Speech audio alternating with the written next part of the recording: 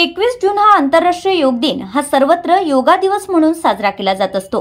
पूर्व काळात योगाचं विशेष महत्त्व राहिलंय। कोरोना काळात प्रशासनाने अनेक योग प्रशिक्षकांची तात्पुरत्या स्वरूपात निवड केली होती, मात्र आता त्यांचं योग प्रशिक्षणाच्या जागा रद्द केल्याने अनेक योग प्रशिक्षकांवर उपासमारीची वेळ आली आहे। गेल्या 5 महिन्यापासून अनेक योग प्रशिक्षकांचं मानधन देण्यात आलं नाही। अशा वेळी शुक्रवारी आयुष्यमान आरोग्य मंदिर येथील योग शिक्षकांनी खासदार बळवंत वानखडे यांना निवेदन सादर केलंय। आंतरराष्ट्रीय योग दिनाच्या पूर्वसंध्येला योग प्रशिक्षकांनी प्रशासनाचा निषेध व्यक्त केलाय। 21 जून रोजी जिल्हाधिकारी कार्यालय येथे काळा पोशाखमध्ये निषेध व्यक्त करण्यात आलाय। आम्ही या संदर्भात आलो आहे की आम्ही सर्व योग शिक्षक अमरावती जिल्ह्यातील तात्पुरत्या स्वरूपात शासनाने आम्हाला कामावरून कमी केलेलं आहे, स्थगिती दिली आहे तात्पुरत्या स्वरूपाची।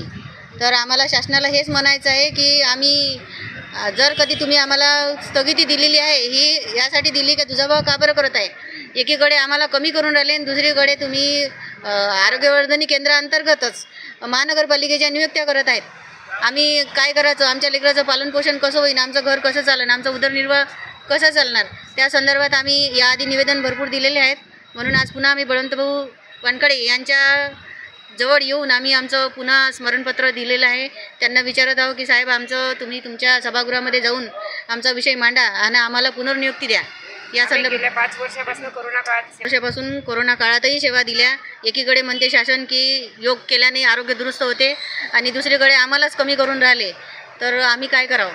शासनाला आम्हाला हे विचारायचं आहे आणि आम्हाला पुनर्नियुक्ती, शासनाला कळकळीचं म्हणणं आहे आमचं की आम्हाला पुनर्नियुक्ती द्या।